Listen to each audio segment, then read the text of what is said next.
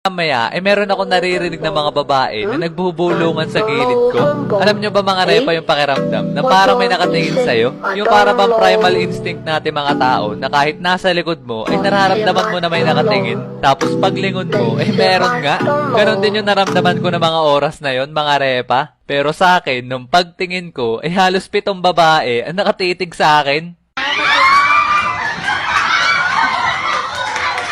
At siya, si Yasmin. Hindi nyo tunay na pangalan? Itago na lang natin siya sa pangalan na yon kasi kahawig niya yung actress sa GMA na si Yasmin Cordy. Naalala ko na siyang pinakaunang babae na nagkagusto sa akin nung senior high school ako. At isa din siya sa dahilan kung bakit naging memorable yung senior high school life ko. One time nga ay dumating sa point na parang halos lahat ay alam na may gusto siya sa akin. Kasi sa tuwing kasama ni Yasmin ang kanya mga kaibigan, tapos nakita nila ako, ay mag-iingay silang lahat, sabay uulitin nila sa akin si Yasmin. Sabay yung mga tao sa paligid, mapupunta yung attention sa amin. Naalala ko nga nun, pati yung advisor namin ay nakikisali na sa mga kaibigan.